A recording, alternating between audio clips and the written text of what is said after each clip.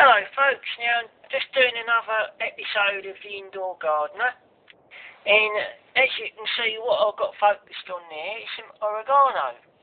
Now the way I've done this oregano is I've been to the old greengrocer, and you'll find that the greengrocer very often has fresh oregano in a little plastic bag, see?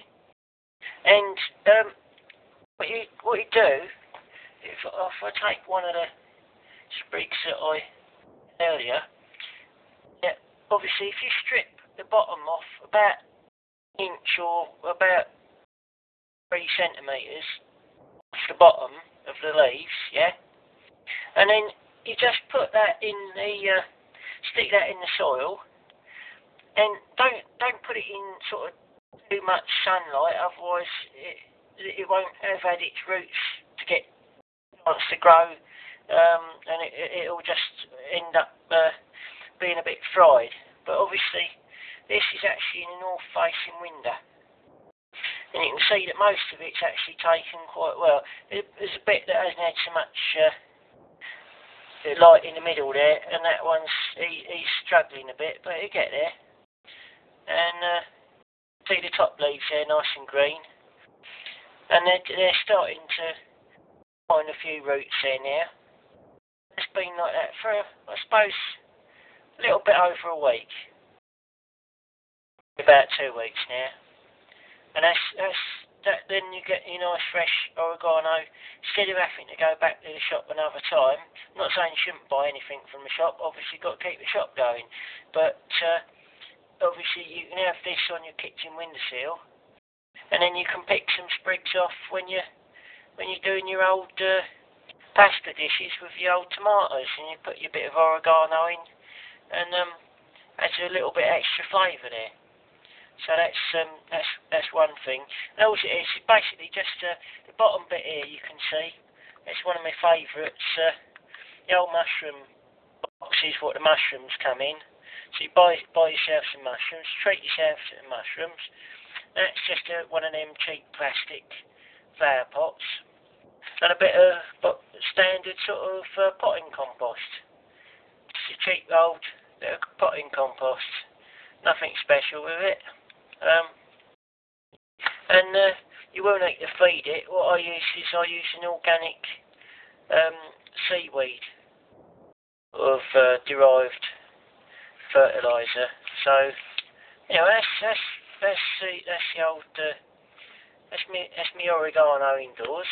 It's nice to have a little bit of herbs for you put in your cooking. And then we've got a bit of a over here. We've got a bit of a struggling chive. It's getting there. What I normally do is I put a few seeds in a tray. What I do is I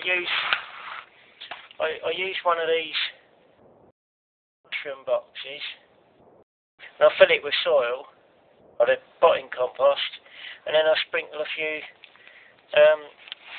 seeds on the top, and then just water them in, and then and then thin them out a bit. So that one's been thinned out a bit, and he's getting there. It's not the best time of year for him to grow at the moment, but anyway. And then another thing indoors, it's not quite a herb, and it'll take a few weeks for you getting cherries off. But what I did is last year I planted some particularly nice cherries that I got from the old grocers. Kept some of the seeds, as you do, and then I put 2 of them in. And last year, this one, he said, "All right, I'll grow," and he's doing nicely. Have a little talk to him now and again. And then this one decided this year that he was going to go. So I've got 2 little cherry trees. So it might be a week or 3 before I get any cherries off of them. And the idea is obviously to, once they get a bit bigger, put them in bigger pots, and eventually have them in one of them really big pots with the handles. And then find somewhere nice to put it. But anyway, it'll take a week or 3 before it gets there. So probably a few years before any sign of any cherries, but worth a try. It's quite fun to watch them grow. And then the other thing, obviously, I thought I might try, and I'll do a separate video on this, but I collected some lemon seeds. Now, obviously, you ain't going to do much good outdoors, but thought I might try and see if I can get anywhere with a little lemon tree. Probably not, but it's worth a try. Got a bit of a thing about collecting the seeds, really. But, anyway, and the other thing I quite like, the old onions, but not actually eating the bottoms, but eating the tops. And there are some onions outdoors in a little, not much of a garden, but what there is passes for a garden, and just take the tops off. You know, the old green shoots, just take a little bit off the top. That's nice little, adds to a bit of got a salad, you want to add a nice little bit of something to it. So what I thought I'd try today, it's an organic onion, bought from the old greengrocer. So what I'm going to do, I'm just going to shove it in. You know how you see people that have got bulbs for sale, don't you? And you see these pots with a bulb in.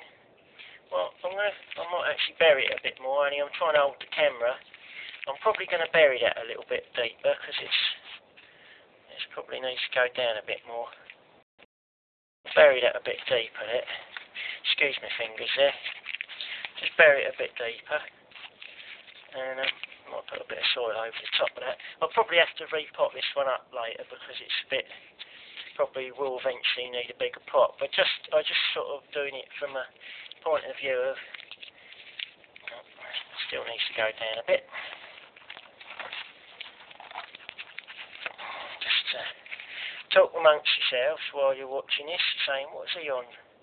Hey, there we go. Lighten him down a bit more, that's better. Obviously, it don't matter if a little bit shows above. And then water him in. Might need to add a bit more compost on the top as well, but and then just wait for the shoots to grow and then take them off. Obviously, you've got plenty of windowsill space. You have quite a few. It's much surprising what you can get off your windowsills. So it's just a little idea of things that you can do indoors. And say, and just take when you get the green shoots, I'll show you it. When it started growing green shoots, I'll show you what I mean. But just some ideas here. See if we can help people grow a few bits themselves. It's nice if you grow it yourself as well. Usually a bit tastier. Anyway, cheers for now.